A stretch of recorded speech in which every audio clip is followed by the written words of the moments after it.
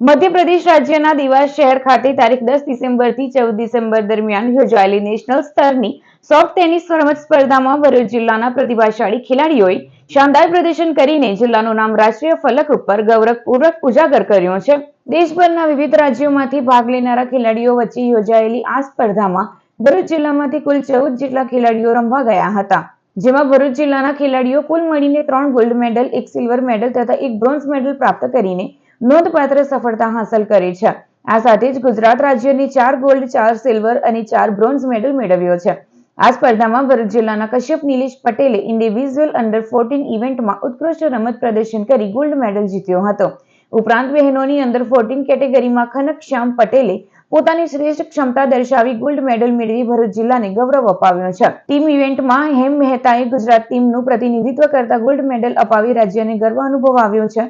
આ સિવાય ભરૂચ જિલ્લાના જશ દરજી, વ્રજ પટેલ અને એરિક પરમારે ટીમ ઇવેન્ટમાં ઉત્કૃષ્ટ સમન્વય અને રમત કૌશલ્ય દર્શાવી બ્રોન્ઝ મેડલ પ્રાપ્ત કર્યો છે।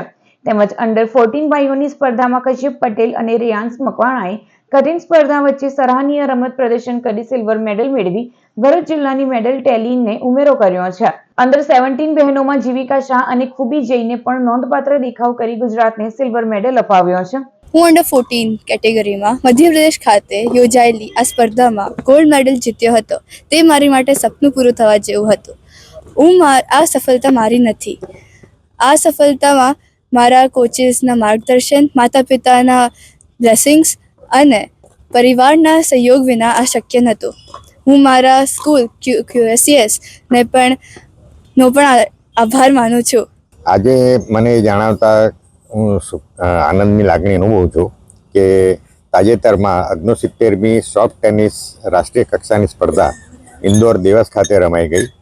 તેમાં કુલ ગુજરાતમાંથી 30 છોકરા અને છોકરીઓ રમવા ગયેલા, એમાંથી 14 આપણા ભરૂચ જિલ્લાના હતા અને 11 મારી લવ ઓલ ટેનિસ એકેડેમીના વિદ્યાર્થીઓ હતા। એમની સખત મહેનતનું આ પરિણામ છે। 79મી નેશનલ ગેમ્સમાં ભરૂચ જિલ્લાના ખેલાડીઓ નેશનલ કક્ષાએ ઝળક્યા છે।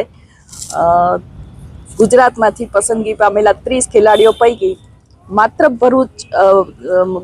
ભરૂચના 14 ખેલાડીઓએ પોતાનું કૌવત દાખવ્યું છે અને 3 ગોલ્ડ મેડલ, 1 સિલ્વર અને 1 બ્રોન્ઝ મેડલ અને ટ્રોફી મેળવી છે।